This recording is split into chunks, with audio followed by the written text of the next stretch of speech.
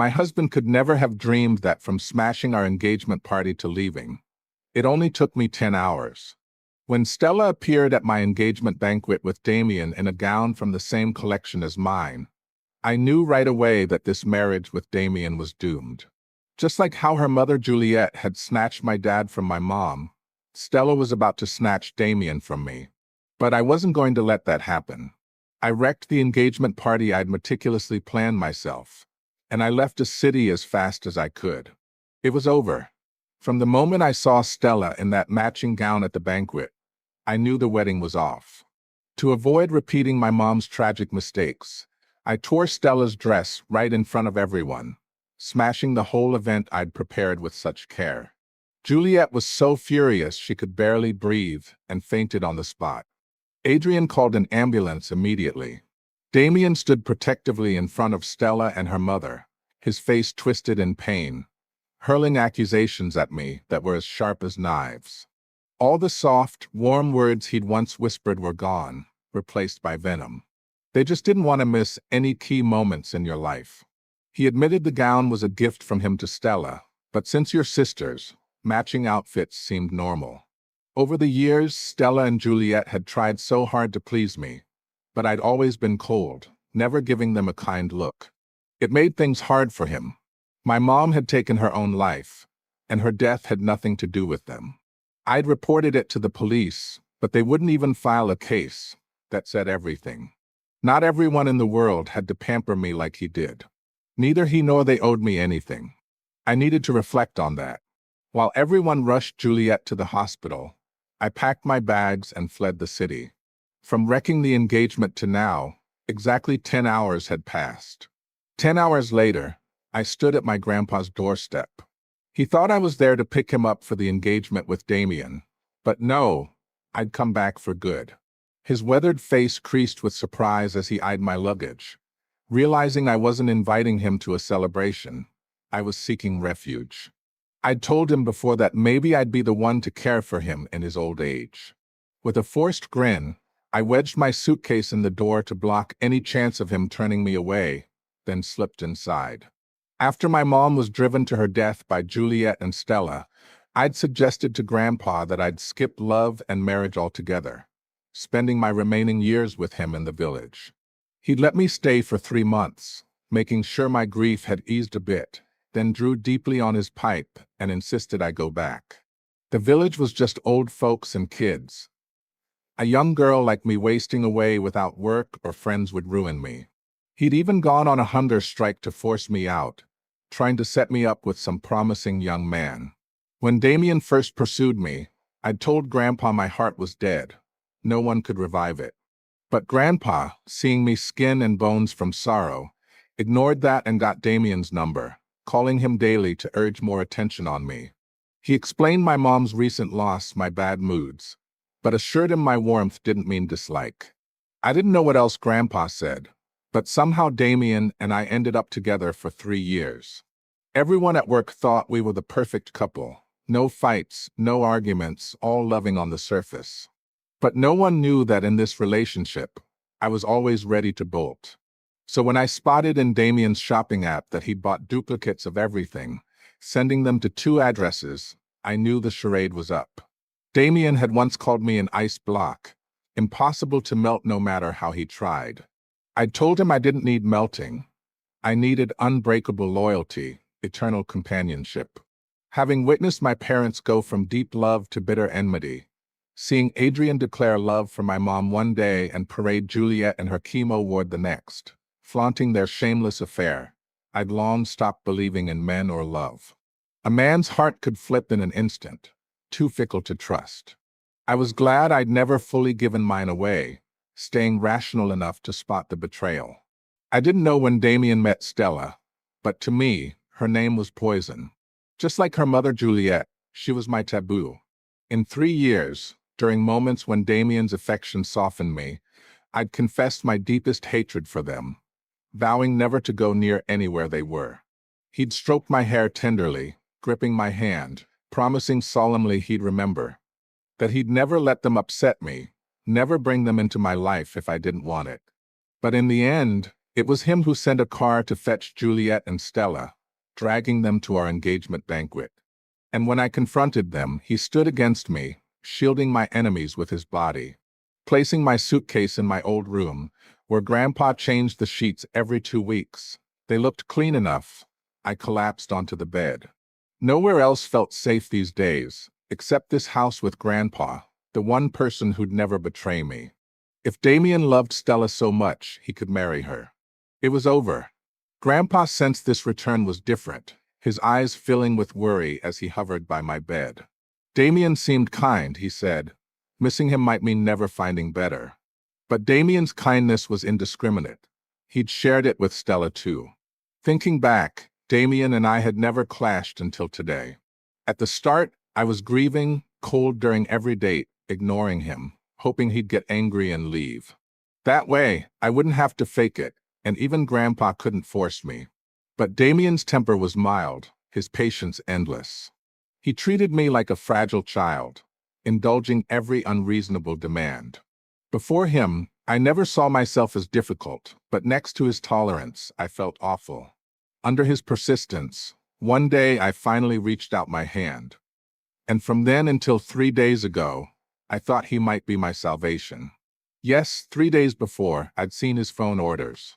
We'd been staying in our future marital home for a week to plan the engagement, each in separate rooms for convenience. Spotting his phone was accidental. At first, I thought the duplicate gifts were for me.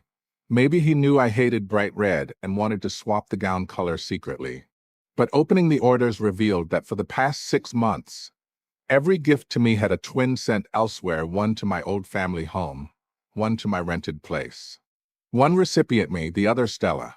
Seeing her name, I thought coincidence, until matching the number confirmed it. Shocked, incredulous, I checked his messages for the first time. A year into our relationship, Stella had added him under the guise of mending family ties. At first, polite distance. But as he posted about his billionaire CEO life, his luxury lifestyle, private jets to meetings, penthouse in New York, their chats grew ambiguous. On my birthday last year, Stella used a gift excuse to meet him after he dropped me home.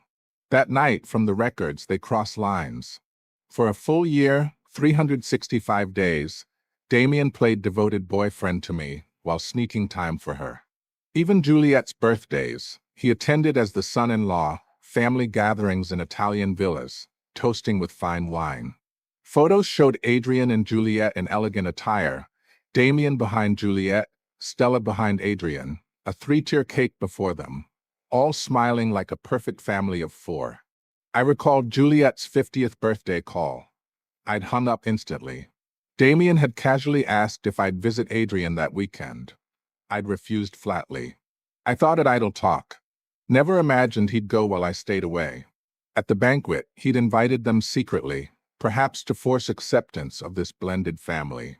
He hadn't expected me, always composed for him, to rip Stella's dress publicly, or lash out at Juliet and Adrian too. Remembering Adrian doused in wine, Juliet wailing with a broken toe I'd stepped on, I wished I'd done more. Grandpa mentioned Damien's family, strict upbringing from his war buddy dad. Should have prevented such deceit. But the world was baffling. Sighing deeply, he poured my favorite floral tea, steam rising. Unexpectedly, I thought of Damien's glare at the banquet, rage, disbelief, shame. Where he'd once been forgiving, now he was harsh. Juliet and Stella were my mom's killers. He couldn't grasp my pain, demanding I forgive. I couldn't, never would. If his stepmom had driven his birth mom to death, could he embrace them? No. Human nature was selfish. Damien's 3-year facade had cracked just in time. I was glad. I'd never fully surrendered body or heart. Rest assured, your granddaughter's sharper than your daughter. I've got 100 tricks, she had none, all heart. This suitcase isn't just clothes. Glancing at my phone, I waited for Damien's call. But the first ring wasn't him, it was Stella. She whined about why I'd overreact, how Damien brought them to ease family tensions to blend in. Why did I always reject them? At the banquet, when I tore her dress, she looked pitiful, eyes teary, wronged. Only when Damien draped his custom suit over her did the tears flow freely. She'd acted for years. Why not study performing arts? In 3 years, I hadn't fully cut ties. After Mom's suicide, provoked by Juliet and Adrian in her hospital room, I'd blocked them all. But Stella always found new ways to contact me. At first, fake pleas to come home. After my curses, she dropped the act, flaunting luxury gifts from Adrian's latest bags, stunning jewelry. What was once mine now theirs. Knowing they'd cut my funds, she'd drive an hour to my part-time job, demanding service. After I nearly scarred her with a knife, she avoided in-person clashes, sticking to online taunts. I ignored her petty jabs. It had been 2 years since her last call. She blamed Mom's death on us, but insisted even without them, Mom would have died. These years, they'd speculated Mom's jump wasn't blame. It fulfilled everyone. Mom, pampered from birth, married Adrian and lived in luxury, never working. Her greatest pain was cancer chemo. Stella's shameless words echoed. If she were here, and if not for Grandpa's care, I'd have ended her. Biting down rage, I reminded myself revenge comes in time. Good and evil balance. Not now, but soon. Thinking of my plan, I exhaled deeply. She's mine. Every breath she takes belongs to me. But that was Damien's old whisper, now hollow. As a billionaire CEO, he'd flown me on private jets to Italian estates, showering me with Cartier diamonds and Van Cleef necklaces, his possessive grip on my waist during yacht parties off the coast. His obsessive alpha male side had thrilled me once. Dark romance in his penthouse red room, where he'd pin me against walls in punishment for imagined slights, his dominant hands tearing clothes in heated moments, leaving me submissive and breathless. Age gap between us, grumpy sunshine dynamic. He the stern mafia boss type in business suits, me the light in his shadows. Marriage of convenience turned enemies to lovers, or so I thought. But jealousy and revenge twisted it. His forced protection of Stella sparked my fury. Touch her and die. That's what he'd growl about rivals, but now it applied to his betrayal. You're mine, he'd murmur during car rides in his Maybach, hands roaming possessively, leading to steamy encounters that hinted at more bath plays with red ropes, belts as playful restraints, all in luxury settings. High sweet moments of him calling me baby girl, little wife, good girl, promising heirs and a pregnant future. But the high abuse came crashing, his lies the heir he might now give Stella. Mine to ruin, he'd said, but he ruined us. Grandpa's village house felt worlds away from Damien's opulent life. No more private jets whisking us to New York penthouses or Italian villas with sprawling gardens. Here, simplicity reigned, but safety too. I unpacked, the suitcase revealing not just clothes but documents. Proof of Damien's double life, ready for my revenge.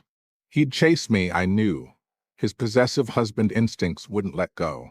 But I'd make him pay, turning the tables in this dark romance saga. As days blurred, memories flooded our first forced marriage vibes when Grandpa pushed us together. Enemies to lovers arc where his grumpy demeanor melted my sunshine. Luxury flooded every scene. Him gifting Van Cleef earrings on a yacht, whispering mine to ruin before dominant nights of punishment, submissive yields in red rooms with silk ties hinting at deeper plays. Jealousy flared when business rivals eyed me. Touch her and die, he'd snarl. Obsessive alpha male through and through. But betrayal stung deepest. High H hints in our past walls pinned, clothes ripped in passion, car shakes on private drives, bath steams with belts and ropes, all safe and tense. Now, pregnant thoughts haunted. What if Stella carried his heir? Revenge brewed. I'd expose it all, from his mafia boss dealings to this affair. She's mine. Every breath she takes belongs to me. Yet I was free now, plotting in Grandpa's humble abode, far from his billionaire CEO empire.